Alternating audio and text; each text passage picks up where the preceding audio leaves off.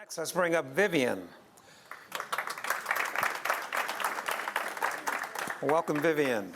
Go Viv! Hello. So, I love to see these pictures like Israel and now Vivian, that, out enjoying the lifestyle. So tell us a little bit about yourself and what you're doing here. Oh, I'm an occupational therapist, and I was traveling for a while. Oh, that traveling's Utah overrated. and Oregon, and then I got laid off in Oregon, and I thought, yeah, I may need to get into something else, but I'm still an occupational therapist, so I came back to Texas. Were you a traveling occupational I therapist? was a traveling Boy, that sounds occupational great. therapist. Yeah, yeah. And then I had a job still here at the hospital here, so they were like, oh, we're waiting for you to come back. But Okay. anyway, so I had that job here. Excellent. And tell us why you joined Lifestyles Unlimited. Well, I wanted to learn how to buy. I had one rental. I turned my primary residence into a rental because of the travel.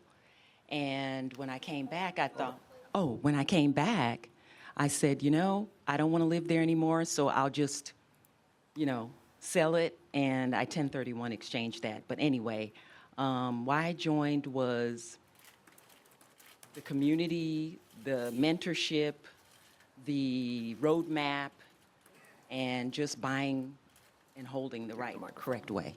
Yeah, sorry. Okay. Okay.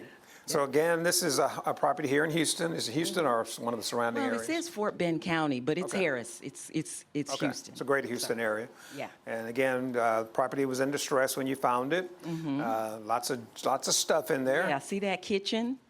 On the other side, you can't see. Well, you went past this it. is this is the one that they see. Oh, yeah.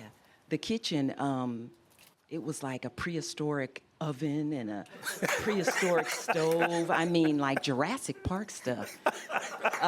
So I was happy to get rid of that. And I had two.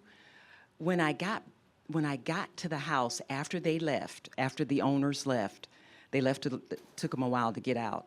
I smelled something when I walked into the house, and I was like, "What's that smell?" And I asked the foundation guy who was coming to give me another quote. And I said, "Do you smell anything?" He's like, "No." And I'm like, okay, maybe it's just nothing.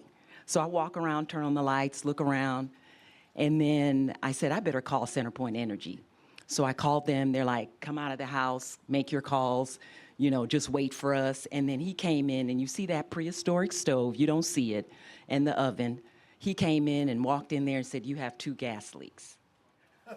And I was like, whoa. So he turned off all the gas. And I called Jennifer McCormick. I said, Jennifer, do you know I had 2 gas leaks in this house after those people left? And she's like, girl, you got a good nose. You got a good nose. So anyway, they turned everything off. They don't need all that to work on the house. So come to find out, the backyard, going back in front to the side of the house to the backyard, we had it smelled like gas still, even though everything was off. I called them.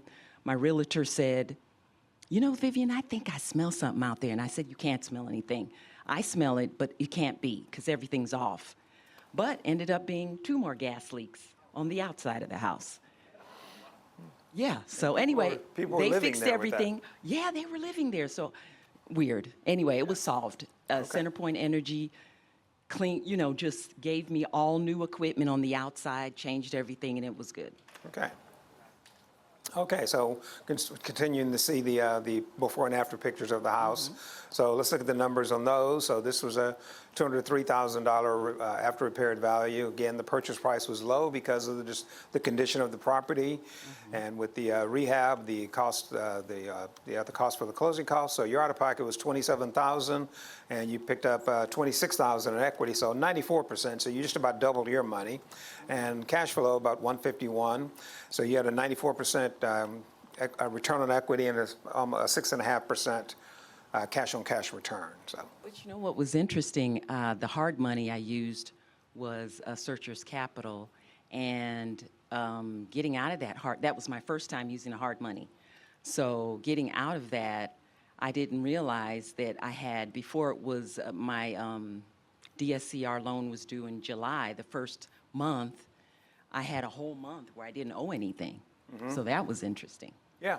Yeah. Yeah, when the timing is right, the rehab is, small Yeah. enough that sometimes you may never make a payment on that first loan Right, right. because you'll close into the second loan. Right, right. And so even with the rehab, so the numbers can work out pretty well in your first. Sometimes it's timing, but sometimes planning will help that. So, okay, so let's look. You have some additional properties. How long have you been a member? I didn't ask you that first. April 2022. Okay, so just a little over 2 years, and you've, it says 4 doors here because one of them is a duplex. So you own 3 Yes. properties total. Arthington is the one we're looking at now, and then Oak Ridge, and then you have a duplex on Avenue North. That sounds like a Texas City address. Yes. Yeah, and so you have 4 doors, so you have 9,000, in 2 years you developed $9,000 of annual cash flow and $127,000 in equity capture. So give her a hand for that. Great job on that. And I know we've talked a lot, and I've looked through your numbers. Are you also a passive investor? No, I haven't done Not that yet. yet. Okay. Yeah, no. Okay. All right. So, so tell us a little bit about this part about the what you're doing to change your life and what you're doing not just for you but for your family. Well, What's your plans just there? educate them and just teach them about real estate and that there's other things that you can do to, instead of the job, just learn how to, financial freedom just from real estate. So they're interested. They like it. Yeah, So, building a legacy is very important. And what many people find is once they get in and they start working toward their success, they want to bring their friends and family along, especially the family along with them. Tell us about what's next, short term and then long term. building, oh, sorry. Building more passive income and working when I want to work, not because I have to work. Even though I like my job. It's PRN, I still like it, but they can worry you to death calling you all the time. We need help, we need help. So I kind of just want to work when I want to work and not because I have to work. So yeah, building a legacy and more passive income and just building that Okay. financial freedom. All right. And tell us a little bit about your team also. Jennifer McCormick was your realtor. Right. Okay, I knew I Yes. mixed it up with Israel. Yes. Sorry about that, Israel. And the mentors, I talked to Sorrel, Hind, and Doug. All of them. Yeah. Okay.